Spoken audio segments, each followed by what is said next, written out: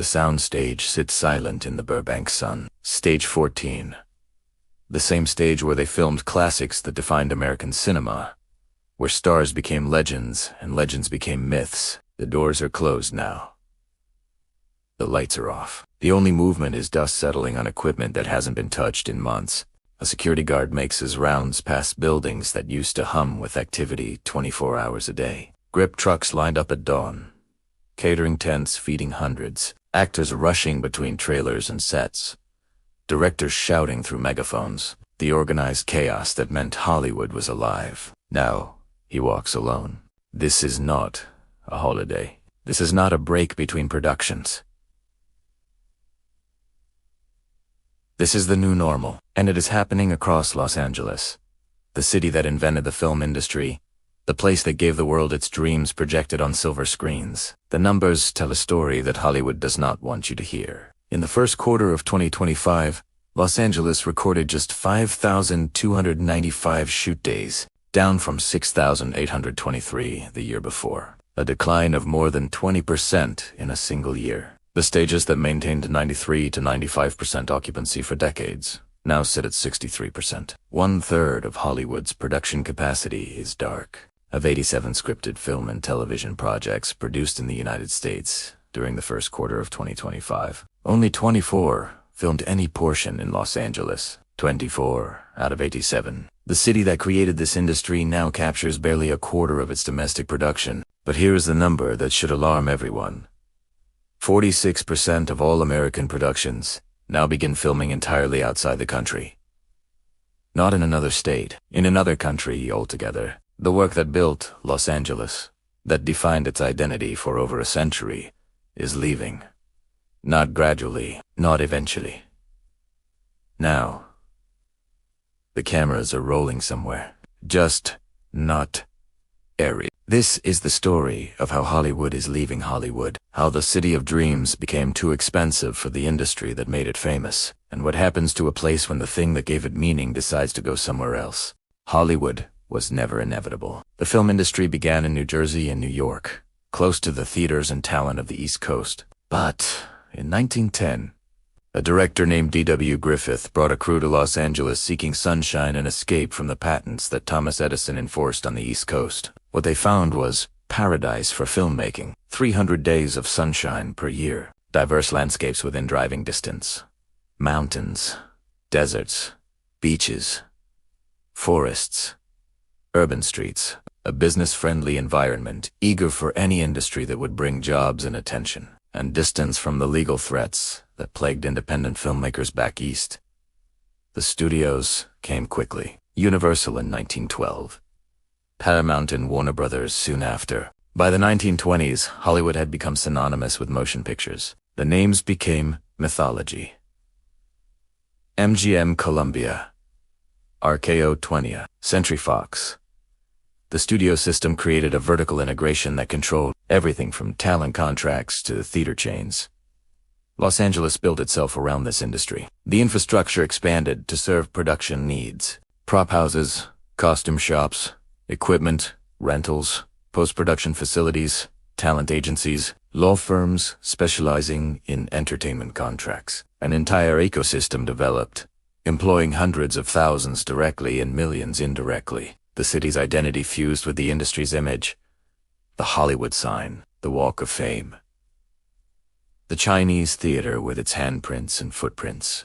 Tourists came to see where movies were made, to breathe the air that stars breathed, to walk the streets where dreams supposedly came true. For nearly a century, this relationship seemed permanent. The infrastructure was here. The talent was here. The expertise accumulated over generations was here. Where else could Hollywood possibly go? The answer, it turns out, was everywhere else. The betrayal began slowly, almost invisibly, with decisions made in boardrooms far from the studio lots. Tax incentives offered by other states and countries. Cost analyses that showed labor was cheaper elsewhere. A gradual realization that the things that made Los Angeles essential, the infrastructure, the talent, the ecosystem, could be replicated, or simply weren't worth the premium anymore. The city that built an industry discovered that the industry had no loyalty to the city that built it. The math is simple and brutal. A major film production costs hundreds of millions of dollars. Every percentage point saved translates to millions in profit, or millions that can be spent on screen. And Los Angeles has become one of the most expensive places on Earth to make movies. Labor costs in California are among the highest in the industry. Union rates for crew members exceed those in other states by significant margins. The cost of living in Los Angeles means workers need higher wages just to survive, and those wages get built into production budgets. A grip in Los Angeles might cost twice what a grip costs in Atlanta or Albuquerque, but labor is only part of the equation. Permits are expensive and complicated. Locations require extensive negotiations and payments. The logistics of filming in a congested city add time and money to every production day. Traffic alone can cost a production hundreds of thousands in delayed call times and extended shoots. Then there are the tax incentives, or rather, the lack of them. California offers a film tax credit program, recently expanded to $750 million annually. It sounds like a lot until you compare it to what other places offer. Georgia provides a 20% base tax credit with an additional 10% for including a Georgia promotional logo. No cap on the program. No lottery for acceptance. A production can plan knowing exactly what incentive it will receive. The certainty alone is worth millions in financial planning. The United Kingdom offers tax relief of up to 25% on qualifying expenditures. Australia provides similar incentives. Canada combines federal and provincial credits that can reach 40% of eligible costs. These aren't marginal differences. They're transformative.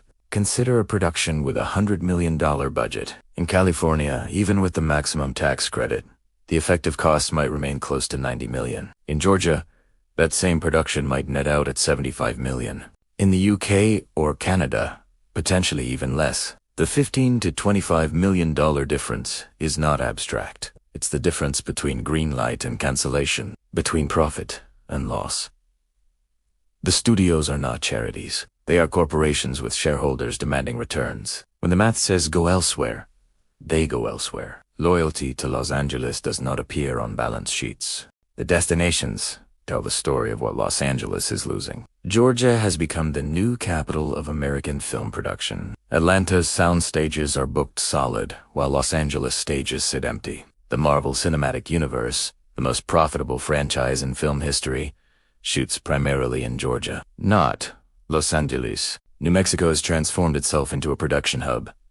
Netflix built a massive studio complex in Albuquerque. The state's aggressive incentive program and lower costs have attracted productions that would have automatically filmed in Los Angeles a decade ago. New York has always competed with Los Angeles, but the competition has intensified. The state offers substantial tax credits and has developed production infrastructure that rivals anything in California. Television series that could film anywhere increasingly choose New York. But the domestic migration is only part of the exodus. The international competition has fundamentally restructured where content is made. The United Kingdom saw its highest spending on entertainment production last year. Since before the pandemic, $7 billion flowed into British studios. Wiki, the top-grossing film of 2024, was filmed not in Hollywood, but in England. Productions from Harry Potter spin-offs to Supergirl, two Masters of the Universe will film across the UK in 2025. Vancouver has positioned itself as Hollywood North, with time zone alignment to Los Angeles, favorable exchange rates, and substantial tax credits. 36 sound stages were operating in the Vancouver region by mid-2025, making British Columbia a leader for filming outside Hollywood. Australia, Hungary, Spain, Ireland, the Czech Republic. The list of places competing for Hollywood's business grows longer every year. Each offers some combination of lower costs, better incentives, and infrastructure increasingly capable of handling major productions. Warner Bros. Discovery announced it would commit to spending $8.5 billion in Nevada if the state sweetened its incentive program. Nevada, a state with virtually no film production history, could potentially capture billions in spending from a studio headquartered in Los Angeles. That announcement revealed the truth about corporate loyalty. Tarries. None. Disney's 2024 slate of 22 live-action films included only 3 set to shoot in California. 3 out of 22. From the studio that defined family entertainment, that built its identity on the magic of Hollywood. 86% of production went elsewhere. Behind the statistics are people. Tens of thousands of people who built careers in an industry that is abandoning them. The human cost of the exodus cannot be captured in spreadsheets, but it is devastatingly real. In 2025 alone, more than 17,000 jobs vanished across film and television, an 18% increase in job losses compared to the previous year. These were not entry-level positions easily replaced. They were careers developed over decades. Cinematographers who spent 20 years mastering their craft. Editors who knew the rhythm of storytelling in their bones. Prop masters whose expertise was irreplaceable. A 20-year veteran prop master revealed he has had less work in the past 18 months than at any point in his career. His story is not unusual. It is common. The freelance flexibility that once made entertainment careers attractive has become instability.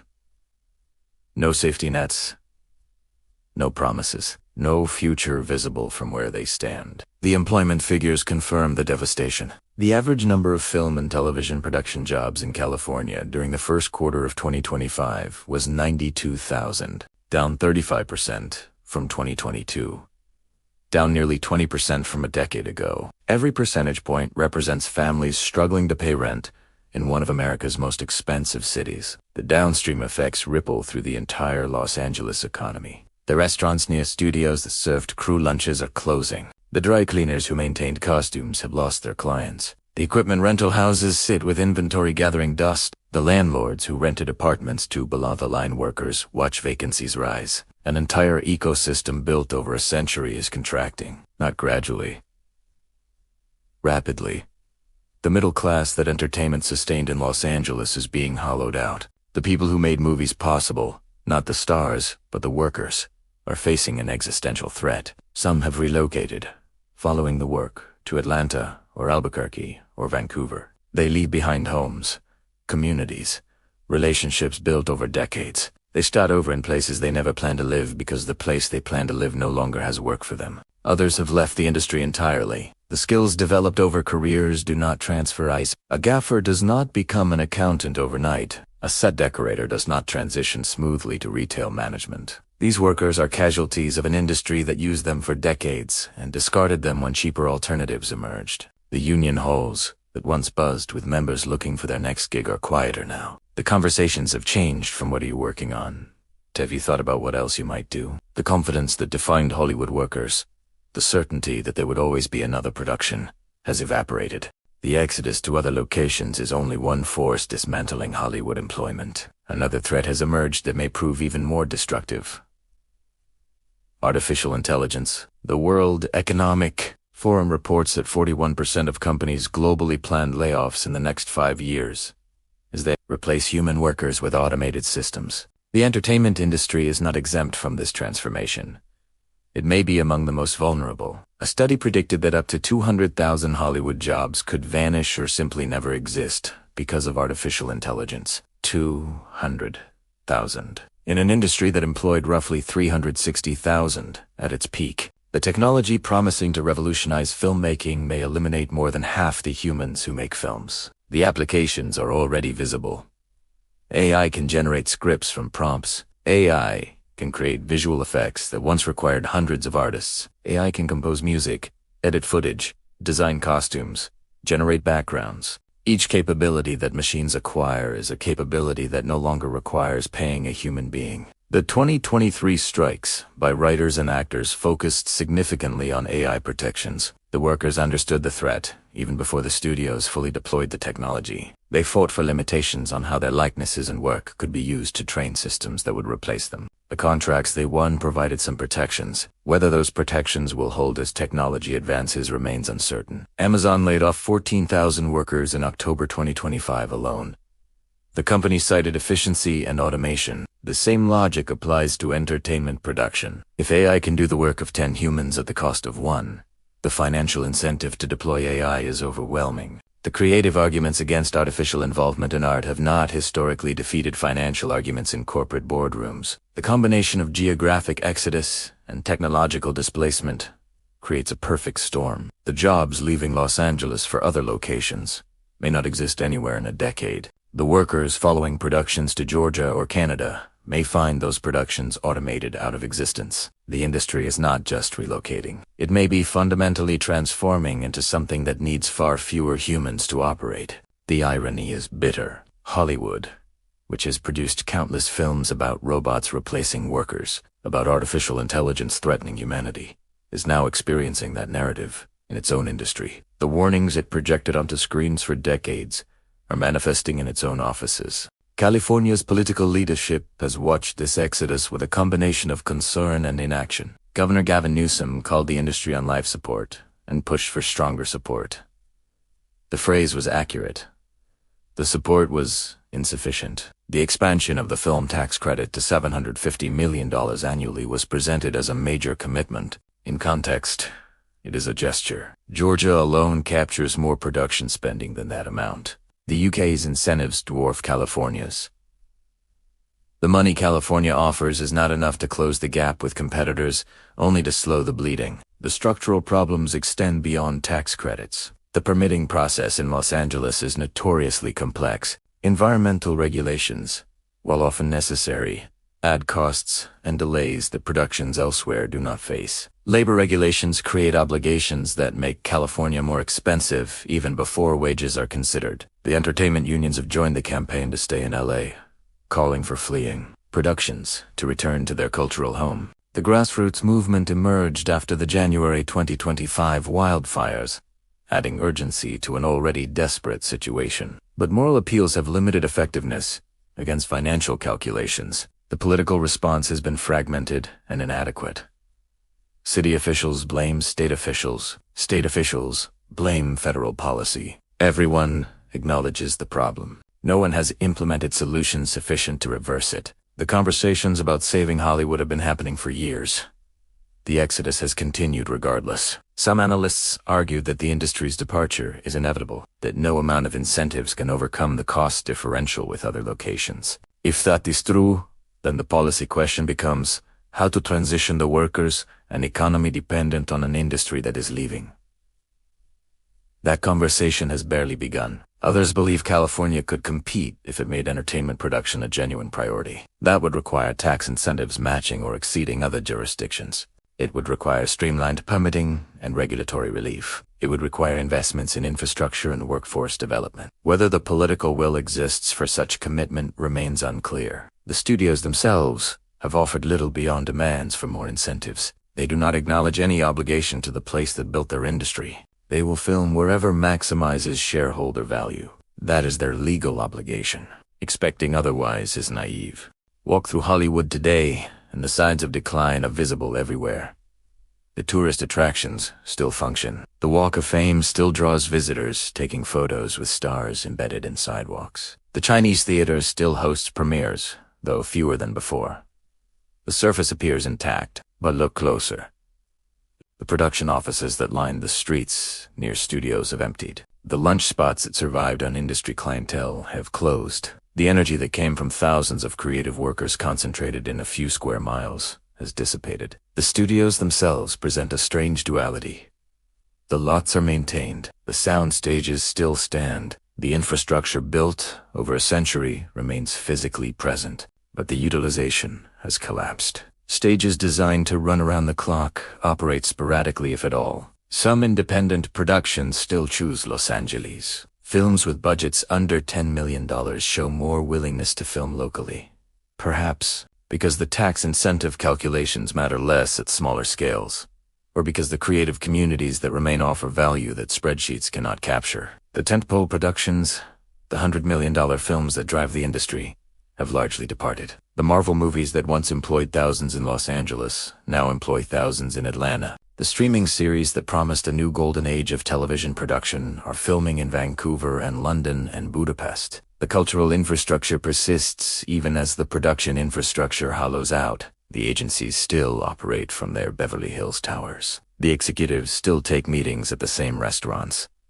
The deals still get made in Los Angeles even if the productions happen elsewhere. Hollywood remains the administrative capital of an industry that increasingly does its actual work somewhere else. This creates a strange dynamic. The decisions about what gets made, who makes it, and how much it costs are still made in Los Angeles. The money still flows through Los Angeles institutions, but the employment, the production spending, the economic activity that sustains a middle class happens elsewhere. Los Angeles is becoming what London was to the British Empire in its final decades, the seat of power for an enterprise whose actual operations have dispersed across the globe, the center that controls without producing, the capital of an industry that has moved on. The sun sets over the Hollywood Hills, painting the sky in colors that cinematographers have captured for a century. The light is perfect, as it has always been, 300 days of sunshine per year. The mountains in the distance, the palm trees silhouetted against the fading day. Everything that made this place ideal for filmmaking remains, except the filmmaking. An industry executive, speaking anonymously, offered an epitaph that captured the moment. I don't know if Los Angeles is done, but it's close to it.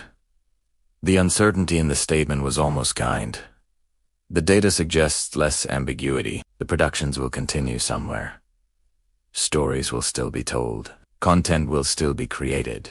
The human appetite for entertainment has not diminished, but the people who satisfy that appetite may not live in Los Angeles. The stages where dreams become images may stand in Atlanta or Vancouver or London. The ecosystem that developed here over a century may replicate elsewhere, leaving the original to decay. Or perhaps something will change. Perhaps California will find the political will to compete. Perhaps the studios will rediscover value in the concentration of expertise that Los Angeles still represents. Perhaps the workers who remain will adapt and survive and rebuild. The future is not written.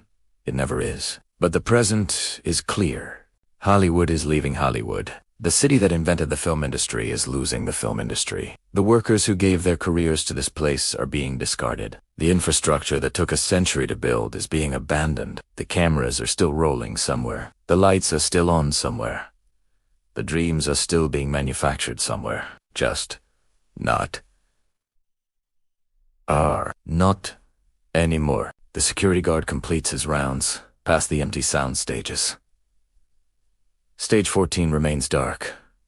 The equipment gathers dust. The silence where there should be chaos tells the only story that matters. Hollywood has left the building. The question is whether anyone will notice before the building is gone.